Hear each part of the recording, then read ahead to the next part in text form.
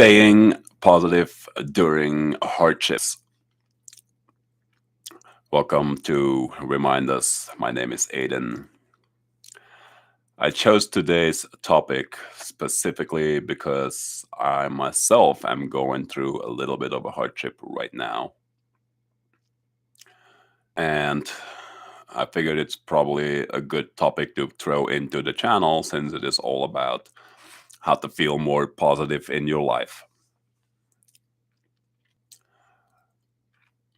Tuesday morning, I woke up for work as usual, and I woke up more sore than usual. Like my joints were aching. I didn't think anything of it. Like, once you hit age like 35, you start waking up more and more with pains and aches. And you just write it off like, oh, I'm getting older.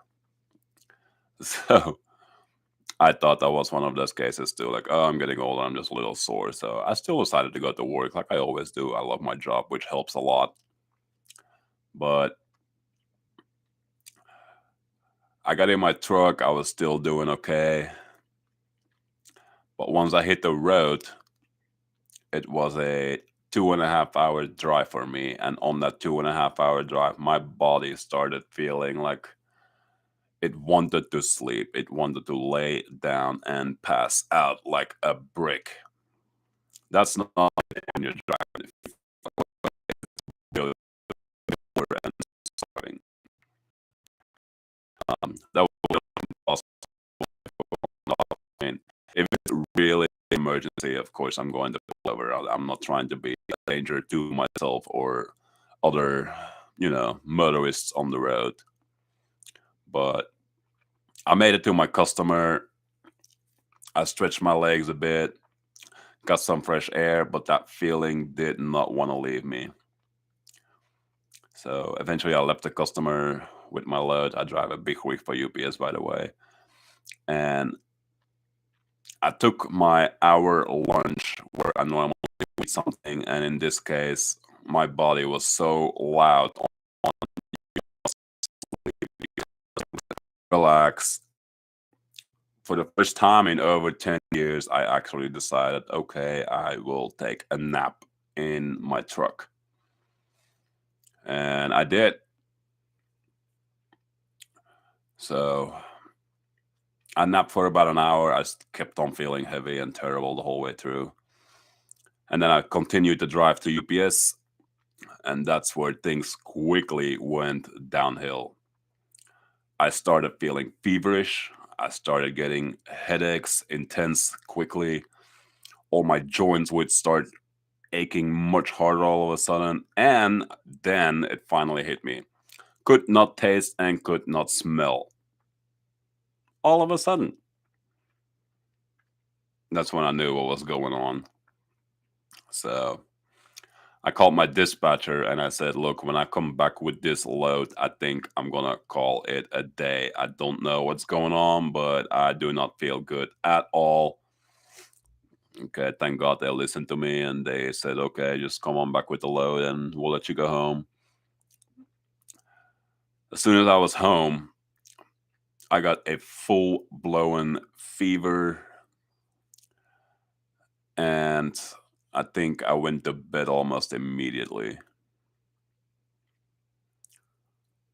I had a friend that was at my house because she already had a good idea what was going on too. So she brought me a home COVID test, and I did that test before I actually went to bed. And sure enough, I immediately showed positive. It wasn't even a 10-minute wait. As soon as that stick was on the test strip, within 10 seconds it showed the dual line. I'm like, oh, got COVID finally. Because this whole COVID pandemic, I never had COVID whatsoever, as far as I'm aware, at least. So I was strangely humored by the fact that I finally got it, although I went through the whole pandemic fairly unprotected, fairly, I wouldn't worry about how much I get it or not. I'm just like, if I get it, I get it. Why would I, live in fear of a virus you can't see, taste, or smell? It's just out there, and that's it. Can't worry about everything all the time. So anyway, I came home from half a day of work, went to bed, and I told myself before I went to bed, I said, I am going to be better tomorrow because my friend that I just mentioned, she had COVID twice and she got it bad enough that she was hospitalized, one of those two, and the other one was equally bad. I don't think she was hospitalized that time. But, some part of my brain is like, oh, great, it's just starting for me. So it's going to get worse for a whole week. And this is already really terrible. Like, I've had the common cold and whatnot. Like, I've felt achy and feverish in my past. So I knew what that was like. But can smell, can taste. Like, I have arthritis in all my it's like every little ache, pain, I was magnified by 10 or more. Like, as a driver, I always have like some pain in my lower back. Well, my God, when I came home that day, it didn't matter how I sat or laid. Like, my back hurt so bad. So anyway, I tell myself I'm gonna be better by tomorrow. And I went to bed and I think I slept instantly for at least 12 hours straight. And I remember, but yeah, my blankets were soaked all the way through. Like, I sleep under three layers of blankets. One of them is a comforter, and the third layer on my how soaked everything really was. But the topic of the video is, how to stay positive during hardships. I chose that because, just face it, nobody wants to feel sick. Nobody wants to feel defeated by something that they really feel control over. So could feel like victim to our surroundings, to the things that happen to us. But I chose not to do that. I almost say, not that I was happy to have COVID, and yet I wouldn't be far from the truth. I was very intrigued in a way of, let's see what COVID does to me. Like, almost like a scientist, like, let's see what this does.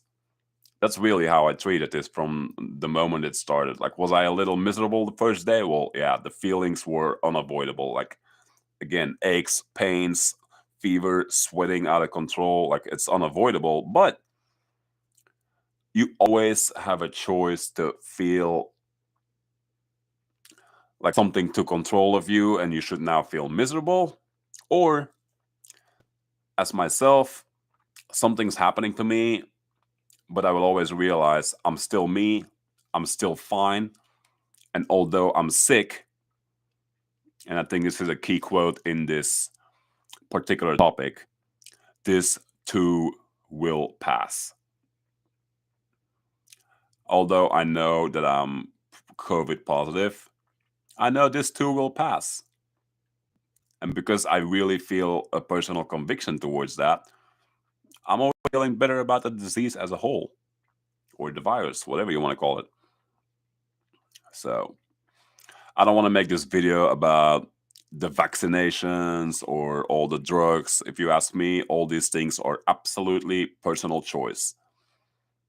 And I will tell you about my personal choices. I choose not to be vaccinated for anything. And I also choose not to take pharmaceutical drugs. I believe in holistic living. I believe in eating healthy so that I have a good and healthy immune system. That is always my first line of defense. What can I eat to make my body better equipped to handle what is going on? In this case, the COVID virus. I tested, I knew what it was, COVID. I'm not a scientist. I don't know what kills COVID. Like, eat ginger, eat a lemon for vitamin C, drink a particular herbal tea. I don't know. But when I was young, they always said, well, your immune system, it always needs vitamin C. So that was the first thing I did. I got a bottle of pineapple juice, organic pineapple juice, not some loaded with sugar kind of thing. This was a actual juice from the pineapple, no other artificial additives, just for the vitamin C. I drank that and a lot of water, and I went to sleep knowing that I would be better when I woke up. And funny fact, that is pretty much how it came to pass. Slept 12 hours, sweated like crazy, but when I woke up the next day, I was still sick, but I was not overtaken by a virus the way that I've heard people talk about COVID. I was far from, you know, in need of hospitalization. I was far from incapacitated. I could still take care of myself, but lucky for me, I had nice people that wanted to look after me. And I appreciate that, of course. But I want to put more emphasis in the topic of this video on what can we do that even though hardships are upon us, to still keep feeling positive. And for me, I simply do that by, like I said, I know this too will pass. Just knowing that is a huge help. What you believe is always going to matter. Have you ever heard of the term sugar pill or placebo even? It is basically somebody giving you something that is essentially of a zero medical or medicinal value, but we're trying to fix. For example, I will give you this pill and your cold will be cured tomorrow or alleviated or feeling better. But this pill is essentially a sugar pill. It is just sugar. What this does is it involves your belief. If you believe that you take that pill and you're going to feel better, your body is going to respond accordingly. You will start feeling better, although you did nothing of a physical sort. It's just your thinking that did most of the work. So that's what I do for myself almost all the time. That I know how I want to feel. And if I don't feel that way, in this case, COVID, I still realize I am still there too. I'm still allowed to feel how I want to feel. If that virus overtakes me to the point I can no longer feel like myself, then the virus probably won. But as long as I am amused by the virus, I find the virus interesting, I have a let's see what happens attitude towards the virus, it's completely different. It starts to feel like I am choosing how much control this virus gets over me. That's a huge part of it for me. I choose to always think, feel, and believe positive things. So, this happened to me on Tuesday, and right now we are Saturday, I believe. So it's been about what, 4 days? Tuesday, Wednesday, Thursday, Friday, Saturday. About 4 days. And I still have fever that comes and goes, and a very achy feeling on the outside of my lungs, like particularly sides of my chest. They feel like they feel like I have a cold, and yet I don't. Like it's a very weird feeling to explain, but I just want to emphasize that I've already been saying it nonstop, of course. I'm choosing to still feel good. If not physically, at the very least mentally, I'm choosing to stay in good spirits. That's important to me. If you cannot laugh at life, if you cannot have fun and enjoy life, you're not in such a good place. So it's important that you give yourself at least a mental sugar pill. Know that no matter what's happening to you, You can still laugh, you can still joke, you can still enjoy yourself. So that's why I brought the topic up, because this happened to me just this week. Totally unexpected too. It's not like I sat down one day and said, I want to know what COVID is like. I mean, sure, I was good at some point. I'm not gonna invite a virus in me just for shits and giggles, I suppose. But I think we could take this into other aspects of life too. Things happen to us all the time. It doesn't always have to be a virus or a disease. Things out of our control happen, and we usually take a dive with our emotions, with ourselves, even. Like, somebody important to us dies, so we feel a loss. That's never easy, but the same principle applies. This too will pass. You might never stop missing the person you just lost, but that feeling of loss will pass. I'm not saying avoid it, I'm not saying ignore it. Just appreciate that you cared and loved a person enough that you actually experienced loss, but then get up and realize this is your life. You need to live it too. If you're going to dwell on the loss of something, you're no longer living your life. You are living a loss that will never be replaced. And you can dwell on that feeling for the rest of your life. Oh, this will never come back. Oh, I won't miss this ever. These are human free will choices. You can literally choose to do that. But to live your life is the most beautiful thing, and you got to be very careful how much you let outside sources control you. In my case, this week, the coronavirus was an outside source, which could be me. I could fully lay down in defeat and said, "Oh, I am going to be hospitalized in any minute now. I will start feeling miserable. I might as well stop living."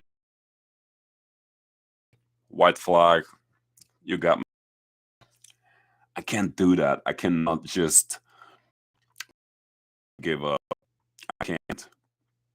Life is too fun living for me, and if I'm having difficulty living it, like I was running my butt for probably almost 40 hours. Like, I woke up a few times, definitely couldn't eat because every time I tried to put anything near me,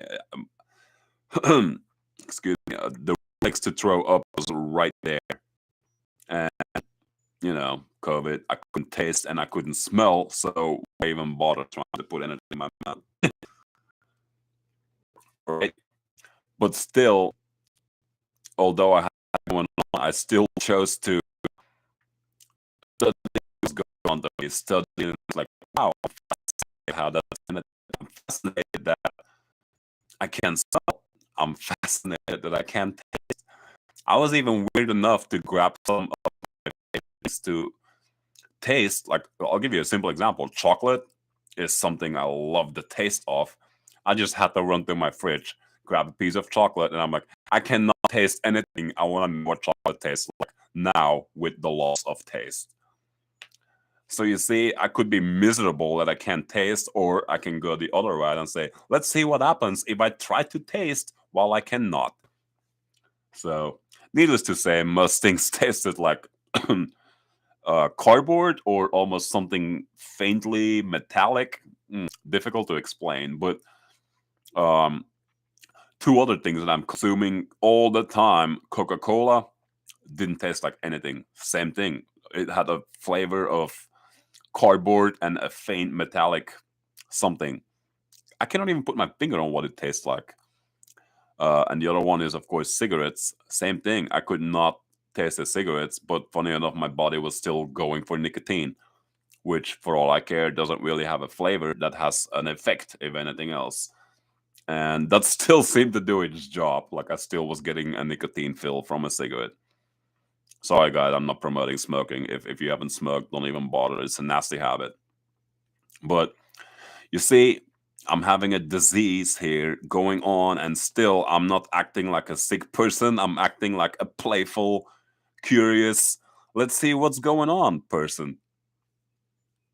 So, but yes, I would take that same principle in other areas where it seems like something is trying to control you. Like I said, you lose something important to you. It's so easy to let go and start suffering, start feeling depressed, start feeling like you lost something important to you. These are all normal things, but if you let it control you, it's going to have a very devastating effect for a long time. Whereas if you choose to feel like this too will pass, you got through it much easier, almost a little bit detached with your personal involvement. Because this is why I find it so difficult to explain these things, because it almost sounds like I'm full of myself, therefore, nothing that happens to me could possibly affect me. It's not like that. I too care about the things close to me dearly, but at the same time, I also know I always, I am always happy, but I'm trying to teach that same principle to other people. How can you always be happy? In this case, during a hardship too. And making it all about me is really not what I'm trying to go about. That's not how it works at all. It's more, I appreciate everything around me deeply, but that also has to include myself. That is more or less how I do it. I look after myself too, not just the people around me. I also try very hard not to mm, make other people around me into my personal crutch. Because what happens if you use somebody else as a crutch? If you lose that crutch, you fall down too, is what happens. There's something I couldn't do anymore at some point. I realized that the only thing I can ever learn to live with, and therefore I should do it as efficiently as possible, is myself. The only person you ever have to live with your whole life is you.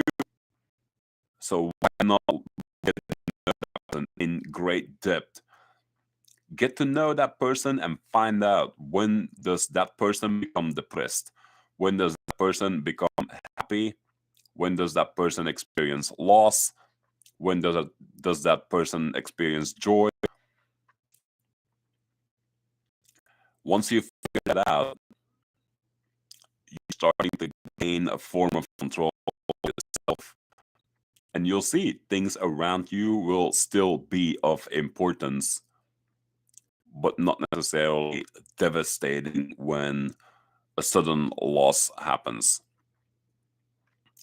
Both of my parents are in their 70s. They're gonna die sooner or later. I already know that. I can start feeling depressed about that now. I know people in my life that say, "Oh, my parent is, like 82 years old. They're gonna die any month now. I'm just not ready for that." Like, you hear that? I'm already expressing anxiety and fear and loss. Well, fun fact, they're still alive. I just said that. And yet I'm fearing what I know is going to come. That's what I'm trying to tell you. There is absolutely no benefit in doing that. A, enjoy the time you still have with your parents. B, accept that everything leaves this planet sooner or later. And C, accept that you have your life to live here too, despite to the people that you care so deeply about. So, saw several people were live and then disappeared. So if anybody has questions or suggestions, At this point, feel free to chime something in. I am not going to stretch today's video too long because, like I said, I'm still in the middle of this, COVID, if you will. Started about 4 days ago, and I really feel the worst is over. The worst was literally the first 24, maybe 48 hours. Now I'm just writing out the rest of it. Like I said, I feel feverish on and off, and my joints will suddenly feel like I have arthritis pretty bad. All I do is I just sit there and wait it out for a few minutes, and it goes. Simple as that. So that's pretty much what I had on today's topic. It's only 26 minutes. That's not bad. That's probably one of my shortest videos that I've done so far, other than the short videos. But beep.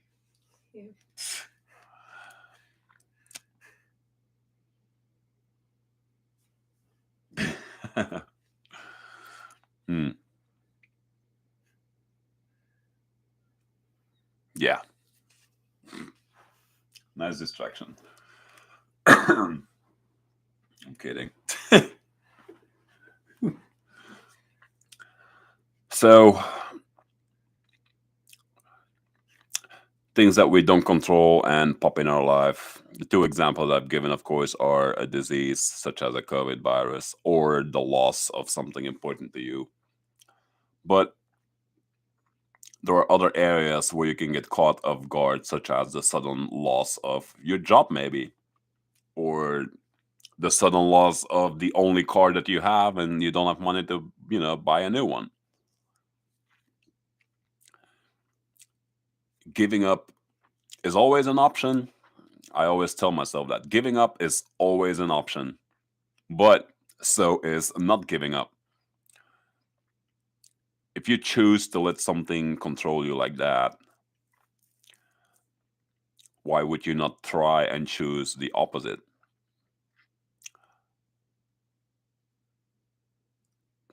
Think of it as I have never experienced life without a car. Instead of this is going to piss me off to no end and make me depressed, why not treat it more like a little personal experiment?